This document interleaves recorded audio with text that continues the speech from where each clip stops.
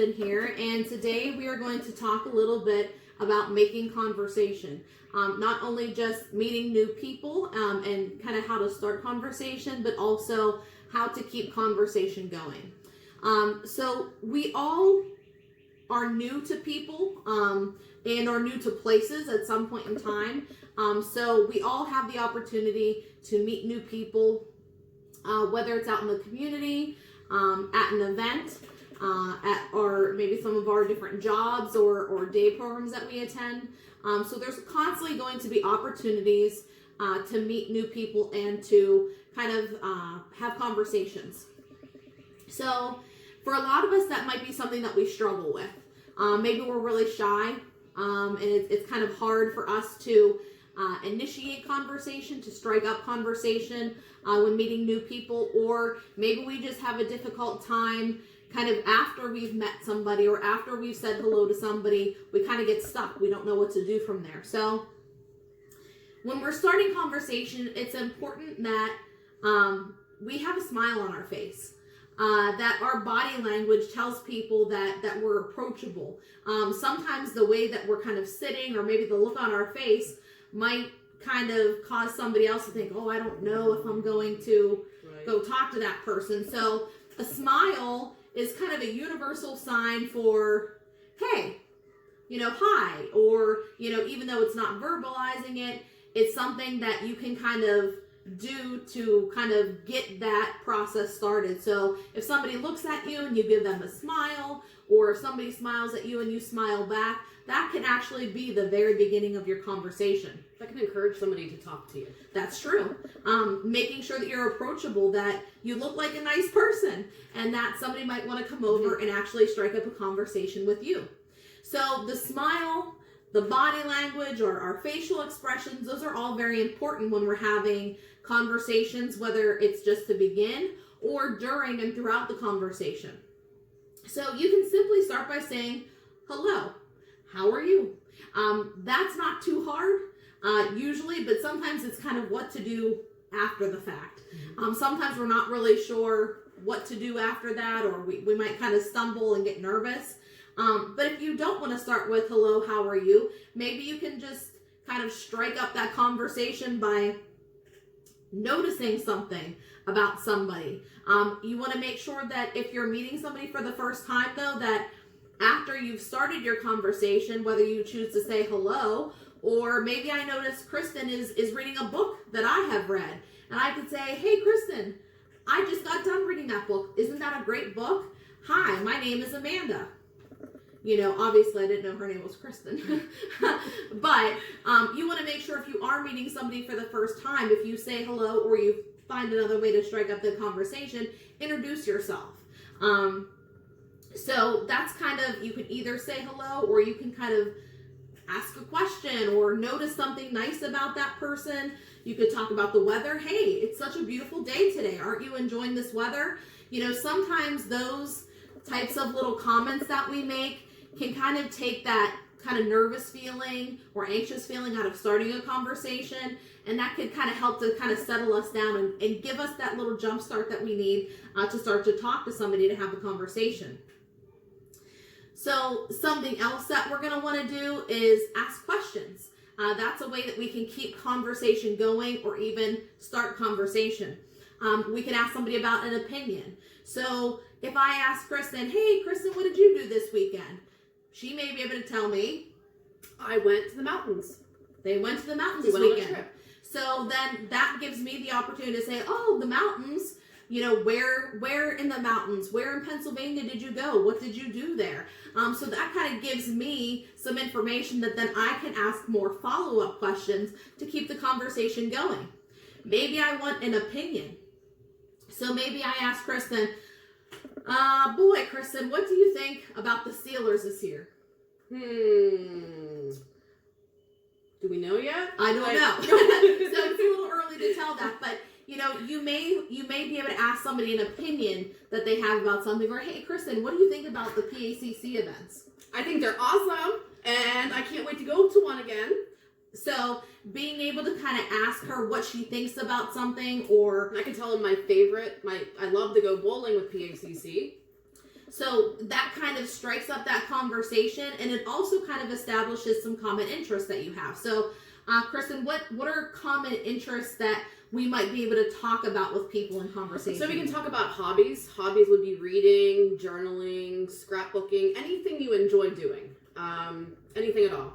We could talk about goals. What are you working towards? What do you want to do in the future? What dreams do you have? Yeah. Jobs. Where do you work if you work? Or if you want to get a job someday, where would you like to have a job? Friends. We could see, do we know each other? Do we have any friends in common? Do we go to the same school? But back to the friends in common.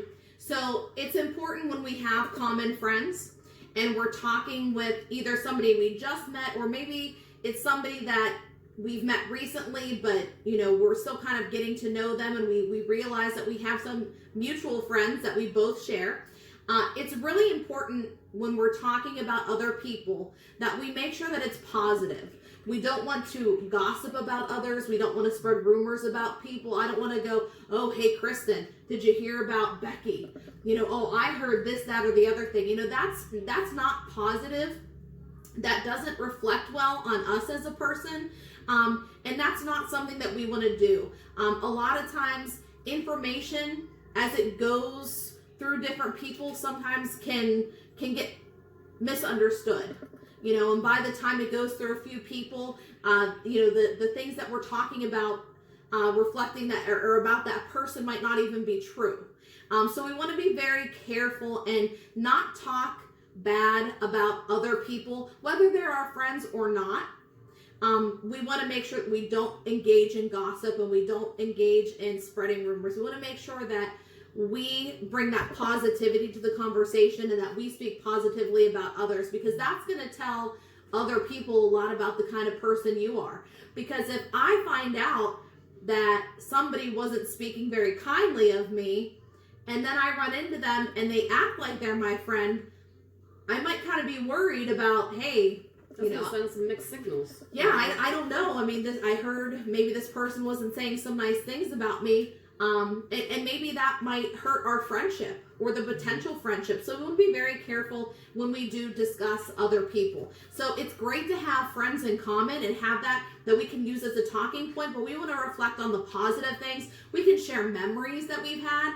For those of you who don't know, Kristen and I, years ago, we went to the same school. We weren't in the same grade, but we were at the same school for a few years.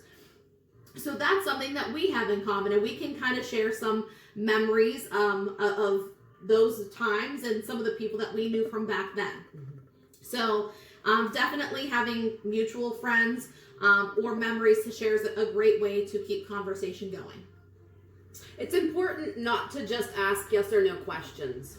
So whenever you're asking someone a question, you want to try and be a little more detailed in your question instead of saying... So for example, if I said, hey, Kristen, do you like to go to the movies? I could say yes. Or I could say yes, I do like going to the movies and I like to see comedy. So when I ask Kristen a question and I give her the opportunity to say yes, she may tell me a little bit more about what she likes to see, but what if she just says yes? And then I go, oh, okay. So I have to be prepared for, if she says yes, then I can ask a follow-up question to say, oh, that's cool. I like movies too. What kind of movies do you like to see? And then she could tell me about the types of movies that she likes to see. But if she said no, because not everybody likes to go to the movies, if she said no, then that would give me the opportunity to say, if she didn't tell me what she likes instead of movies, then I could say, well, if you don't like to go to the movies, what do you like to do for fun? And then she can tell me what she likes to do as an alternative. So we want to kind of always be thinking about what our next question might be. And if I can ask Kristen from the beginning, instead of just saying, do you like to go to the movies? I could ask her, hey, do you like to go to the movies? What kind of movies do you like to go see? And then at that point, that gives her the opportunity to give me more information. So it's good to make sure that you're able to ask questions that even if they say yes or no, that they can give you more information so you can kind of keep that conversation going. So the next thing that we want to talk about is also going to be making sure that the times that we choose to start conversations with others or that we choose to socialize are the appropriate times. For example, if somebody is at the library where it's quiet and they're reading or they look like they're working on something, that's not always the best time to approach somebody. If you see that somebody is obviously busy or working hard and they're very attentive to their current task, that's not the time to necessarily strike up a conversation. You don't want to ever interrupt somebody to just have casual conversation. Or to just introduce yourself for the first time. So make sure that it's at the right time.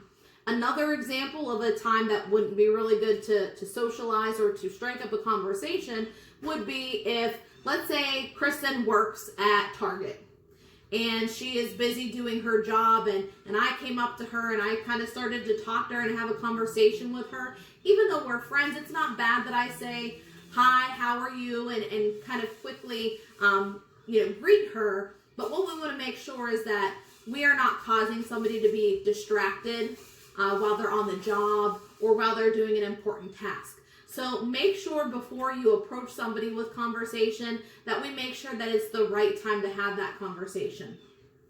When we're at our different day programs or we're somewhere, maybe church or somewhere where, there's certain times where it's appropriate to have conversation and there's other times where it's a time to kind of focus and not kind of be social butterflies. So we just have to be cautious of that and making sure that we're aware of the proper time to be having conversations.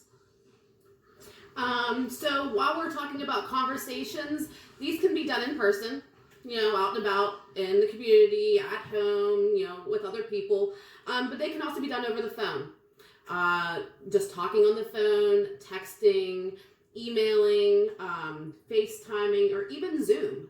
So this is all something we can be working on even now. Yeah, so our conversation skills, we're having conversations, whether they're verbal and in person, whether I'm interacting with somebody that's right next to me, or through the phone or the internet, there's many different ways to have conversation. We're very fortunate to be able to have those opportunities, but we also have to be very cautious. I want to encourage you guys to be very, very careful when you are engaging in conversation on the internet.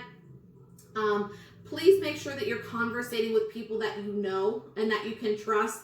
There unfortunately are a lot of people that are trying to get information from you, or they don't have your best interest in mind, or they're not safe people to engage with.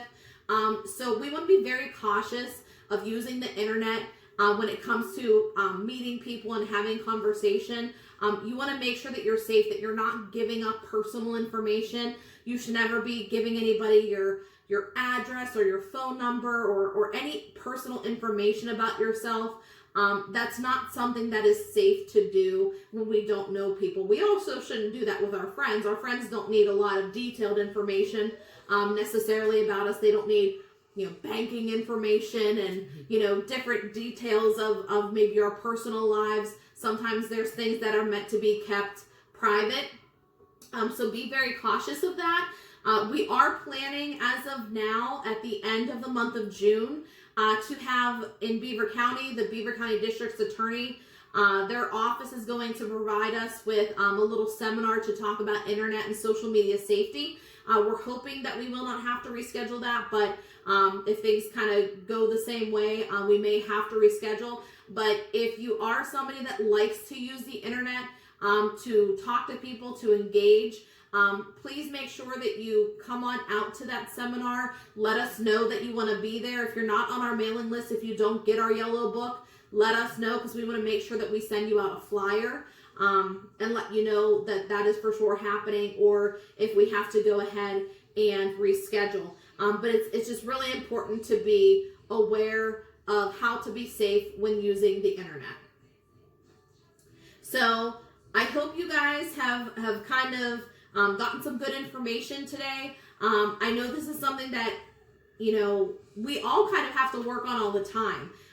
We're all new at some point, and if you guys find that, somebody new comes to your day program, or somebody new starts a job at the same place that you are, or somebody's at the park where you are and you notice, that maybe they seem lonely or kind of nervous, be the one that strikes up the conversation. Be the friendly face that comes up to them and kind of welcome them, because we've all been there. We've all kind of been nervous about being somewhere for the first time or having to meet new people.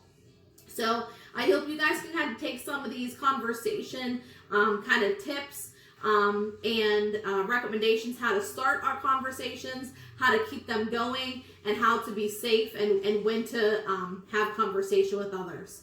So I hope you guys enjoy, and I hope you have a great day. Bye.